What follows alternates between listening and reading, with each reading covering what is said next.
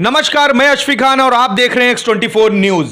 इस वक्त हैं हम बिहार के पटना जिले में। मेरे साथ हैं विनय दुबे जी, जो कि बिहार की सरजमी पर आए हुए थे। इन्होंने देखा जमीनी स्तर से कि बिहार इलेक्शन चुनाव का माहौल क्या है। आइए जानते हैं उन्हीं की जबानी। नमस्कार विनय जी। जी नमस्कार। विनय जी, आप बिहार की सरजमी पर आए, यहाँ का जमीनी स्तर पे चुनावी माहौल भी देखा, रुझान भी देखा, इस पे कुछ दो टिप्पणी कर दें। देखिए, जनता बहुत क्लियर है।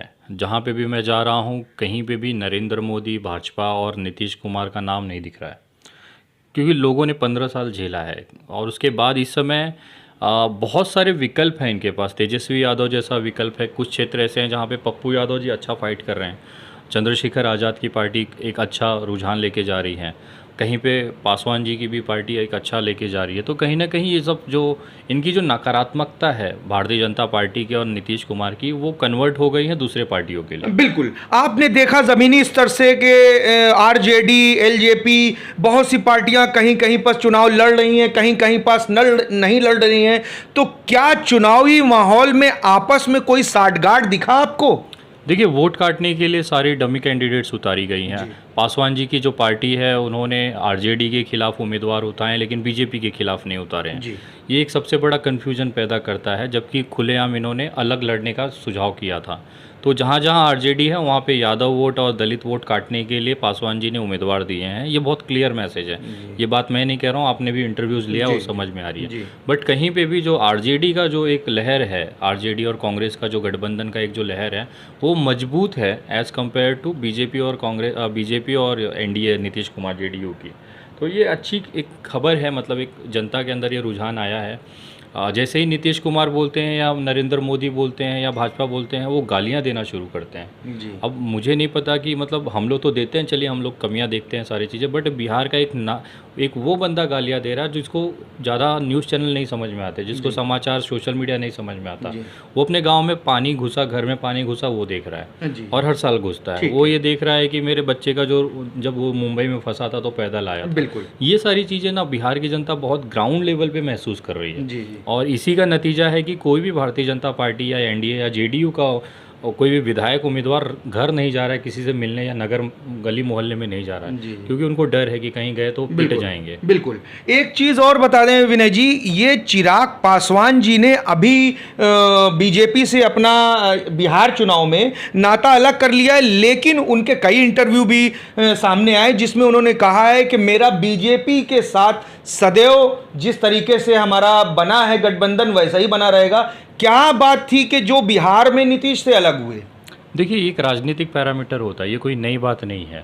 अगर आपका केंद्र में गठबंधन है तो इसका मतलब ज़रूरी नहीं है कि आपका राज्य में भी गठबंधन होगा। बिल्कुल। ये मैंने कांग्रेस एनसीपी सरकार से भी देखा था, क्योंकि महाराष्ट्र में आज से 10 साल पहले जब कांग्रेस एनसीपी की सरकार महाराष्ट्र में हुआ करती थी, तो उत्तर प्रदेश के चुनाव में कांग्रेस अलग लड़ती थी, एनसीपी अलग लड़ती थी। तो ये अलायंस स्टेट वाइज और सिचुएशन वाइज होती है। तो कहीं ना कहीं पासवान जी का जो डिसीजन है वो केंद्र के हिसाब से मत देखिए। उन्होंने अपने प्रॉफिट के लिए, जमीनी स्तर पर पार्टी को फायदा हो, उस तरह से उनका डिसीजन है, और हर राजनेता ये लेता है। ठीक है, ये नेचुरल है, इसमें कुछ अलग से अचंभित करने वाली बात नहीं है। बट दिक्कत तब होगी कि जब वो अलग यहाँ पे लड़ते हुए बाद में उनको सपोर्ट कर दें, क्योंकि 100% है कि वो यहाँ पे एलजेपी अगर सीटें निकालेगी तो कहीं ना कहीं वो एनडीए में या भाजपा को जाएगी, अगर भाजपा को ज़रूरत महसूस होती है तो। ठीक है। तो कहीं ना कहीं एक जो खालीपन है या फिर एक वोट काटने की राजनीति है, मुझे तो ये भी लगता है कि भारतीय जनता पार्टी की पूरी साजिश है कि आरजेडी को अगर कमज़ोर करना है तो एलजेपी को अलग करके, क्योंकि एलजेपी भाजपा का एक उम्मीदवार होता था, अब भाजपा का एक उम्मीदवार है और एलजेपी का एक उम्मीदवार है, दोनों अपना वोट काटेंगे जाति के हिसाब से, धर्म के हिसाब से, और बचा फिर आरजेडी, उसे कमज़ोर करने की कोशिश है। बट जनता इस समय पूरा चीज़ खेल समझ रही है। ठीक है, एक आखिरी सवाल आपसे पूछेंगे। यहाँ की सारी पार्टियों का मैनिफेस्टो ज़्यादातर शिक्षा और स्वास्थ्य पे लेकर होता है। कहीं भी कोई पार्टी बाढ़ की जो प्रॉब्लम झेल रही है बिहार की जनता, उस पर कोई बात नहीं होती। 15 साल से नीतीश कुमार की सरकार थी, डैम बनने के लिए कहा गया था, लेकिन आज तक नहीं बना। इस पे क्या आप राय देंगे? देखिए, बातें तो सब, मैनिफेस्टो तो मोदी जी ने बहुत सारी चीज़ें की, कांग्रेस भी करती है, लेकिन पूरा उसमें 5% भी नहीं होता, जनता जानती है।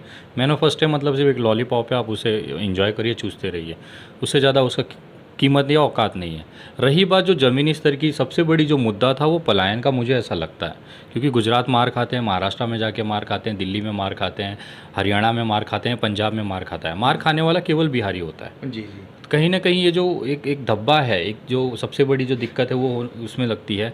और ये चुनाव में मेरा एक नया अनुभव मैंने जो देखा पप्पू यादव जी के केस में, उन्होंने बाकायदा कोर्ट के अंदर एक एफिडेविट इलेक्शन कमीशन को सबमिट किया है कि अगर 3 सालों में मैं जो वादे कर रहा हूँ वो पूरा नहीं करता हूँ तो मेरी पार्टी की सदस्यता कैंसिल कर दी जाए, मेरा नामांकन रद्द कर दिया जाए। बिल्कुल उन्होंने 30 साल बनाम 3 साल का ऐसा चैलेंज किया। ये जो एक खुले और लीगल तरीके से एफिडेविट के माध्यम से जो प्रयोग वो किए हैं, मुझे ऐसा लगता है वो अकेले ऐसे नेता हैं बिहार के अंदर जिन्होंने इस तरह की कोई कार्रवाई की है। लेकिन इतिहास में आज तक मैंने कभी सुना नहीं कि इस तरीके की एफिडेविट किसी पार्टी ने दी हो कोर्ट में। इसका इतिहास रहा है। इससे पहले दिल्ली चुनाव में भी एफिडेविट्स गई हैं, और साउथ में बहुत सारी पार्टीज़ हैं जो एफिडेविट्स की राजनीति करती, मतलब ऑफिशियली उनको करना पड़ता है।